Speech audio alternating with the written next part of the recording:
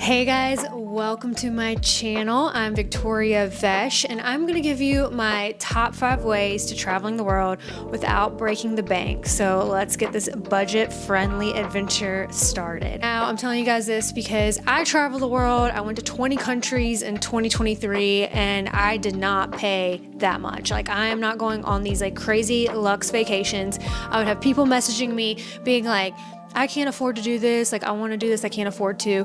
Yes, you can. It's just with patience and proper planning, you can travel the world. I traveled to like India for less than $1,000. So you can do it. So this is my advice. Now, the key for budget-friendly travel is that you got to have a little bit of flexibility. And I would say you need to plan ahead. So if you know you have some time off at work coming up in the summer, I would go ahead and start planning it right now. That's when you're going to find the cheapest flights, is if you plan months ahead of time. Now, for someone like me, I don't have your typical 9 to 5 anymore. God bless. And I have a lot more freedom in my life, so I'm able to have more flexibility. Now, if you guys work remote and you can travel the world, I say do it. Put down that Louis Vuitton, put down that Gucci. Things are not going to bring you joy in this world. I'm going to let you know. Travel and experiences are. Now, my first tip is smart flight booking. So I just talked about a little bit of flexibility and timing, and if you can work ahead. Now, what I always do is I start out with my home airport, which would be Miami Airport at the moment, and luckily it's a big hub. But start out with whatever airport you're at, and then I just literally open the world map and see like the different places I can go. Kayak.com is a really good spot to start. It will show you like all the cheap flights. Google Flights as well. I highly recommend Google Flights because you'll find cheap flights from everywhere. You can also do Skyscanner if you really want to go to a particular destination, and you can put it on Skyscanner, and then you can, track these flights and see if the prices go down or what's cheaper or what destination is the cheapest to fly to. Just say try to be flexible with your dates if you can. If you can't, try to be flexible with your destinations. Let me tell you, there have been places where I wasn't like, oh, I really want to go here, but then I went and absolutely amazing. Like Singapore was one of them. It was just going to be like a little stopover, and I'm so glad I went to Singapore and experienced Singapore. It was the way to get the cheapest flight around some Asian countries. So highly recommend, if you're not like totally dead set on a destination, that you can just start with your home airport and then find the cheapest flight pass from the airport to whatever destination you want to go to. All right, hotel deals. This can get a little tricky. So I'm really big on using like Google Hotels, and they'll show you like what site is giving the cheapest rates per night. But now let's go a little bit off grid. Let's not do your average touristy resort. Obviously those prices are going to be a lot more. I have gone like deep in the jungles of Belize and probably had the best time of my life. Just going a little bit more off grid. It's a lot more budget friendly because it's not your average tourist destination. I'm always big into supporting like the local economy of whatever country I go to, so I try to support like local businesses there. Big into small business here in America and abroad. So I always try to find like the local spots to stay in that are a little more affordable and cheap. And especially when you stay in these local hotels, I feel like they give you a lot more than just your average like touristy destinations or touristy chain hotel spots. They want to make sure like their guests have the best time because it's their local stay. So if you can, try and find local stays. I will say that's probably going to be like at least 65% cheaper than your tourist spots.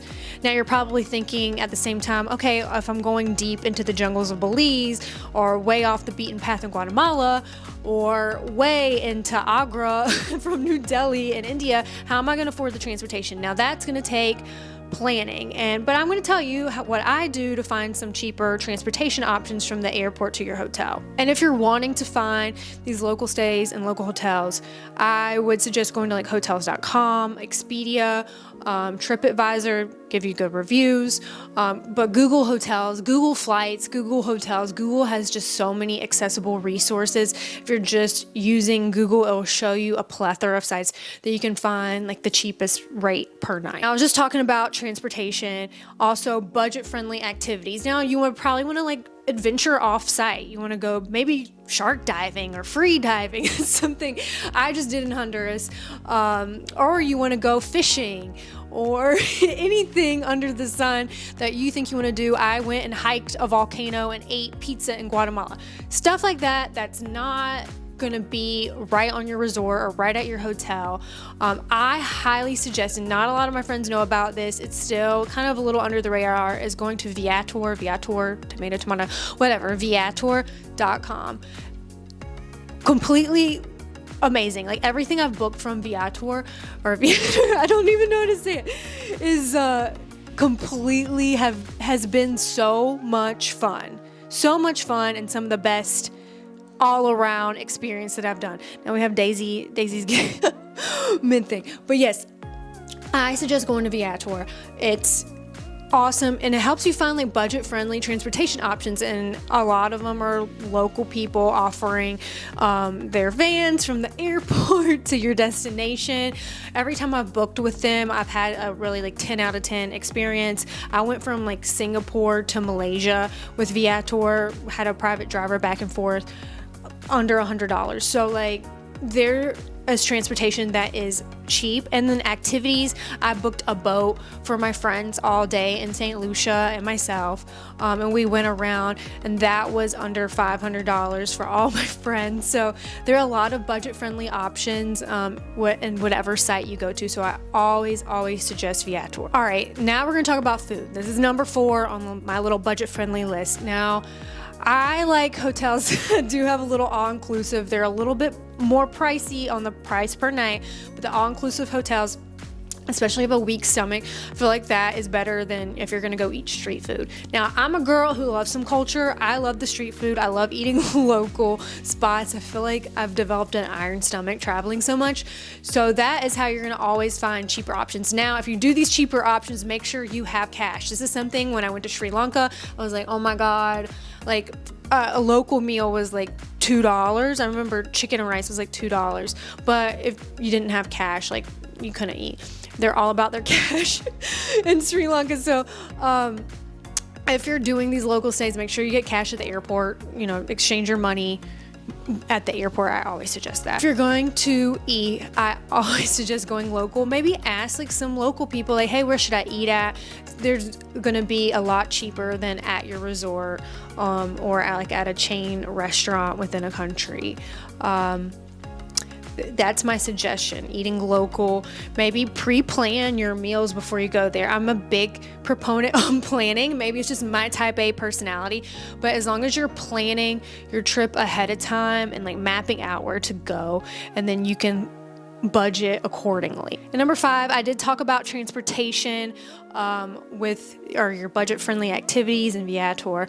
Obviously, I highly suggest Viator, but I remember sitting researching for Guatemala for like 8 hours, some budget-friendly, safe, and economical transportation to get from the airport all the way to Lake Atitlan, and that was like a 3.5-hour drive, just to let you know if you're planning on going there. And it was hard to find it because they didn't really have a lot of options on Viator. Some of these countries won't, and I really had to do my research, and it's easy to find. I won't say it's easy, but it's better when you find like shared transportation, and a lot of people get nervous when you think about shared transportation. Promise you, I didn't take the chicken bus. That's always an option, but there is also a lot of shared transportation and like a nice luxe van, and that I've only paid like $30 to go 3 hours. Doing the research beforehand, really putting in those Google SEO keywords of like transportation in Guatemala, cheap transportation, and then like I had to reach out to a lot of people on WhatsApp.